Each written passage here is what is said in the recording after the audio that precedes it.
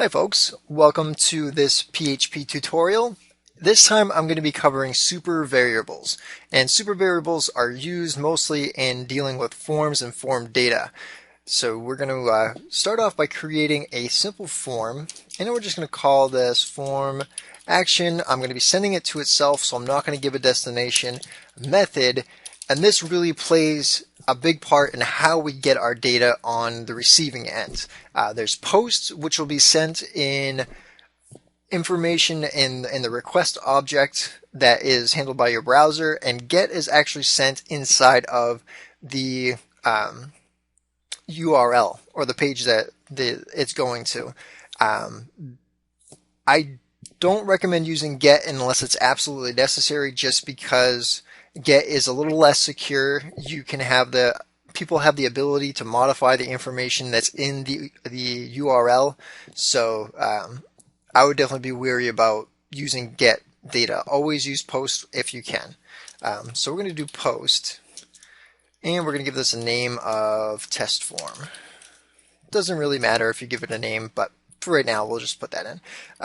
So we're going to give this a label, call it username, and we're going to label it for username. And we're going to do an input type of text. Value, we're not going to put a value in there right now. And we are going to give it an ID of username.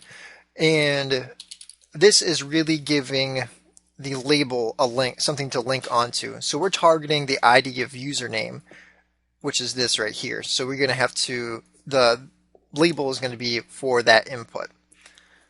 So we have type, value, ID, and name equals username. You could, well, I'll show you in a second.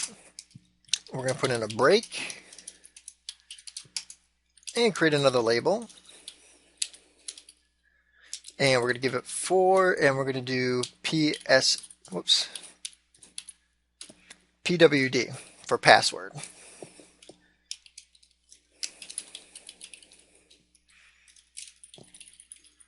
And the reason why I chose a different name or a different naming style for this is because I wanted to show you that you can actually, type password.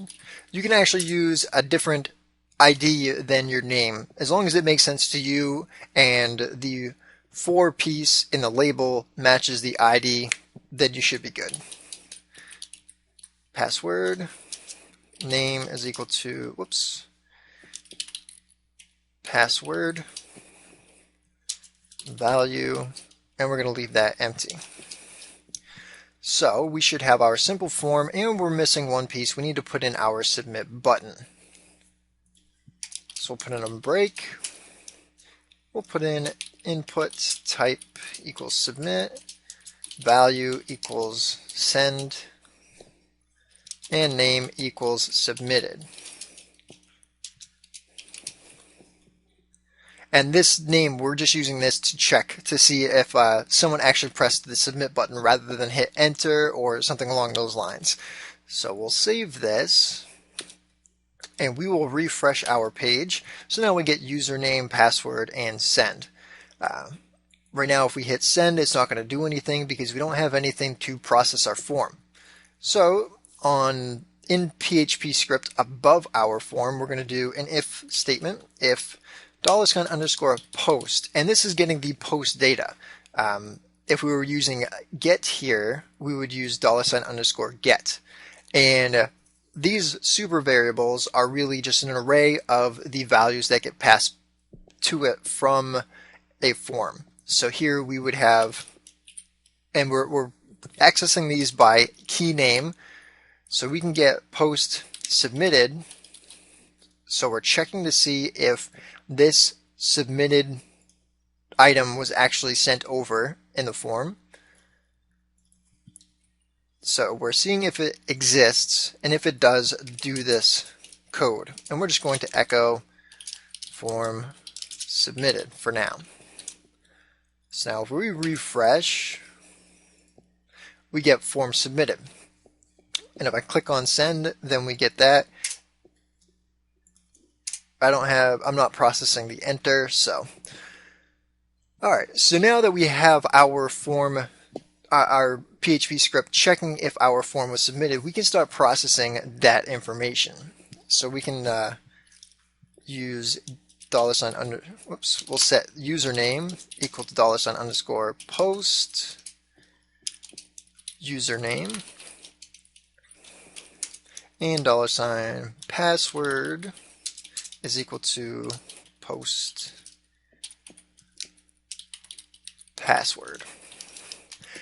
There are post, get, and then there's a third option called $_request, which actually gets data from both the post and the get objects, or the post and get arrays. I would not recommend using a request because people can submit information if they know what your field names are. They can put something into the get method and set the variables that way as well. So I would just stick with post. So we have username. We're going to echo username dot user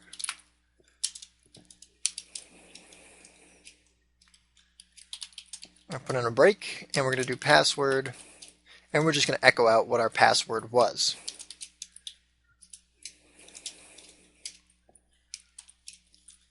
Alright, so we should get, right now we're not getting anything, but if I were to put in Nicholas and password of 1234, and I send that over, we should get that in our username and password. There are a couple more super variables which I will get into down the road using sessions and cookies, but the next video I'm going to be covering is using includes. Don't really worry if you don't understand this post and get and all that stuff yet. We're going to be creating an application down the road in a couple of videos where I am going to be creating an application that uses all the stuff that I cover here, so all of it should make sense, and we're going to create something tangible that you guys can use on your own.